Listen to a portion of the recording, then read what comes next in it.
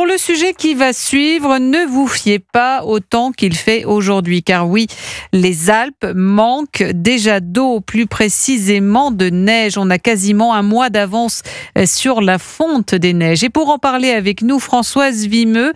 Bonjour Françoise Vimeux. Bonjour. Bonjour, vous êtes climatologue à l'Institut de recherche pour le développement.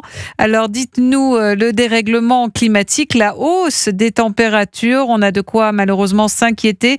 Les glaciers sont-ils en sursis aujourd'hui, Françoise Vimeux ? Oui, bien sûr. On sait qu'avec le réchauffement climatique, nos glaciers y fondent.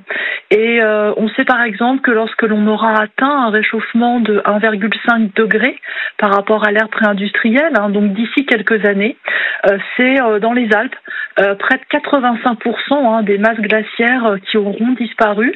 Et puis pour la fin du siècle, les projections nous disent que c'est la quasi-totalité des glaciers dans les Alpes qui auront disparu. Et tout ça arrivera bien plus tôt dans les Pyrénées. On pense que dans les Pyrénées, d'ici 2050, tous les glaciers auront disparu. Le changement climatique serait particulièrement important donc au niveau des Alpes et des Pyrénées, 2 fois plus important selon certains scientifiques. Alors c'est pas selon certains scientifiques, c'est selon l'ensemble des observations que nous avons. On sait que dans les massifs montagneux français, effectivement, le réchauffement il est 2 fois plus important que le réchauffement au niveau global. Et ça, on sait l'expliquer. En fait, c'est essentiellement la perte de surfaces enneigées qui sont blanches, qui laissent place à des surfaces rocheuses ou à de la végétation qui vont absorber davantage en fait la chaleur, l'énergie solaire, et ça amplifie le réchauffement global. Et donc effectivement, nos massifs montagneux sont très durement touchés par l'augmentation des températures. Alors ce changement climatique, cela veut dire que l'on va assister à des climats exceptionnels comme des pluies torrentielles suivies de périodes de sécheresse ?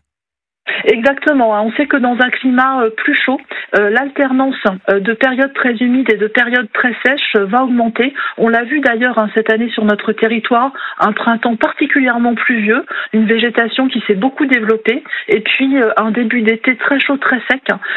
Et donc, c'est pas le sujet ici, mais le risque incendie en France a énormément augmenté à cause en fait de cette présence de combustibles végétatifs très importants en début d'été. Et donc ça, c'est aussi le cas dans les massifs montagneux.